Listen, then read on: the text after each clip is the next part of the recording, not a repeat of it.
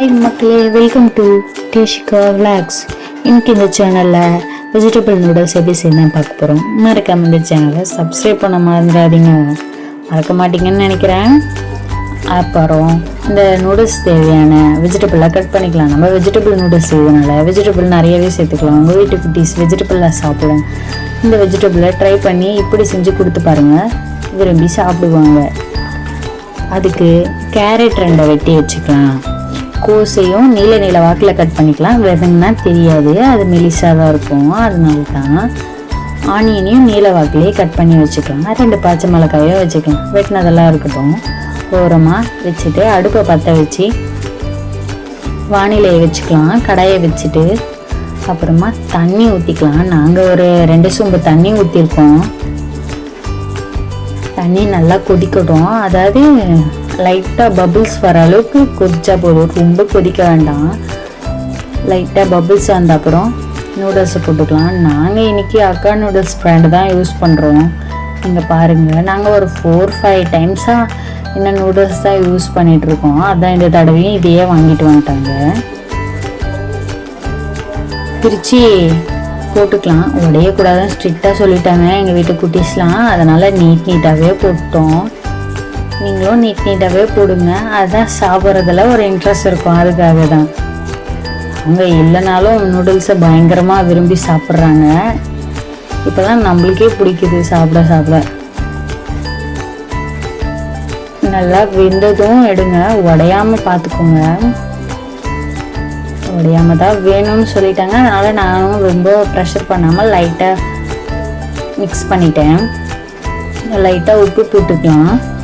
கொஞ்சமாக போடுங்க, வேர்க்கும் போது நம்ம கொஞ்சம் போடுவோம், அதனால தான். அப்புறம் ஆயிலும் ஊற்றிக்கலாம், ஒட்டக்கூடாதுன்றதுக்காக தான். மூடி போட்டு ஒரு 10 நிமிஷம் நல்லா வேகட்டும். வேகும் போதே நாங்கள் பச்சை பட்டாணியும் ஸ்வீட் கார்னையும் போட்டோம். உங்களுக்கு பார்த்தாலே தெரிஞ்சிருக்கோம். அதை நார்மல் வாட்டர் ஊற்றி வாஷ் பண்ணிக்கலாம். வேக வச்ச நூடுல்ஸை லைட்டாக குழகுழப்பு தன்மை இருந்த மாதிரியே இருந்துச்சு. அதனால தான் வாஷ் பண்ணிவிட்டு லைட்டாக எண்ணெய் ஊற்றி மிக்ஸ் பண்ணி வச்சுட்டோம், ஒட்டக்கூடாதுன்னு சொல்லிட்டு. அடுப்பை பற்ற வச்சு கடாயை வச்சு 2 டேபிள் ஸ்பூன் எண்ணெயை ஊற்றிக்கலாம். 2 பச்சை மிளகாயை போட்டுக்கலாம். ஆனியனை 2 கட் பண்ணி வச்சுக்கலாம். நீளமாக வெட்டினதை நீளமாக வெட்டிக்கோங்க.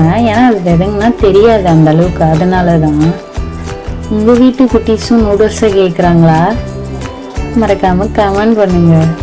நூடுல்ஸ் சாப்பிட்லாம், அன்ஹெல்த்தி தான். இருந்தாலும் எப்பயாச்சும் சாப்பிடுங்க, ஒன்றும் தப்பு இல்லை.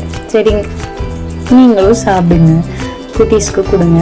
கொஞ்சம் வெஜிடபிளும் சேர்த்து கொடுங்க, கொஞ்சம் பெட்டராக இருக்கும். நம்மளுடைய திருப்திக்காக தான்.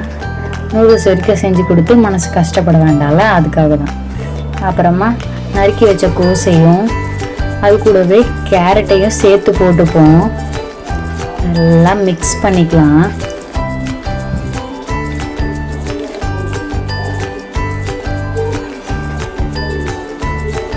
எல்லாத்தையும் போட்டுட்டு அப்புறம் லைட்டாக கிண்டிக்கலாம். நல்லா விதங்கட்டும். அப்போ தான் அதோடைய தன்மை அப்படியே ஜூஸியாக இருக்கும். அதனால தான் நல்லா அது வளையிற அளவுக்கு வதக்கிடலாம்.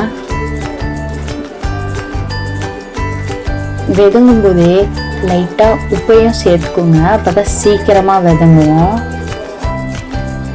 விதங்கிடுச்சு. நம்ம வேக வச்ச நூடுல்ஸை இது கூட சேர்த்துப்போம். நம்ம ஸ்வீட் கார்னையும் பச்சை பட்டாணியும் இது கூட சேர்த்து வேக வச்சுட்டோம். இது கூட போட்டு வேக வச்சுக்கலாம். பாருங்கள் எவ்வளோ நீளமாக சூப்பராக இருக்குன்னு. உடையவே கூடாது சொல்லிட்டாங்க. கேட்டிருக்காங்க, முடிஞ்சிருச்சான்னு எங்கள் வீட்டு குட்டீஸ்லாம். அவங்க வீட்டில் செய்யும் போது இப்படி தான் டிஸ்டர்ப் பண்ணுவாங்களான்னு கமெண்ட் பண்ணுங்க. உடையாமல் கிண்டிக்கலாம். கொஞ்சம் மேகி மசாலா, கொஞ்சம் சில்லி மசாலா, கொஞ்சம் கரம் மசாலா போட்டுட்டு கொஞ்சம் சோயா சாஸ் ஒரு டீஸ்பூன் இருக்கும் அது. அப்புறமா டொமேட்டோ சாஸ், இது ஒரு 1.5 டீஸ்பூன். ஏன்னா ஸ்வீட் அண்ட் ஒரு மாதிரி புளிப்பு டேஸ்ட்டும் ஸ்வீட் டேஸ்ட்டும் இருக்கும். அதனால தான் கொஞ்சம் நிறைய ஊற்றிக்கிட்டோம். கொஞ்சம் உடையாமல் மிக்ஸ் பண்ணிக்கலான்னு சொல்லிட்டு லேசாக தூக்கி தூக்கி போட்டு மட்டும் மிக்ஸ் பண்ணிக்கோங்க. நீங்களும் அப்படியே மிக்ஸ் பண்ணிக்கோங்க. நாங்கள் மிளகுத்தூள் இதில் யூஸ் பண்ணல, குட்டீஸ்லாம் சாப்பிடுவாங்கன்னு சொல்லிட்டு. நீங்கள் மிளகுத்தூள் கண்டிப்பாக போட்டுக்கோங்க. சுட சுட தட்டில் எடுத்து சர்வ் பண்ணுங்கள். செமையாக இருக்கும். நூடுல்ஸை போட்டு கொரியாண்டர் கொஞ்சம் கட் பண்ணி போட்டுக்கோங்க மேலே. நல்லாயிருக்கும். சுட சுட சேவ் பண்ணுங்கள். செம்ம டேஸ்ட்டாக இருந்துச்சு. நீங்களும் மறக்காமல் ட்ரை பண்ணி பாருங்கள்.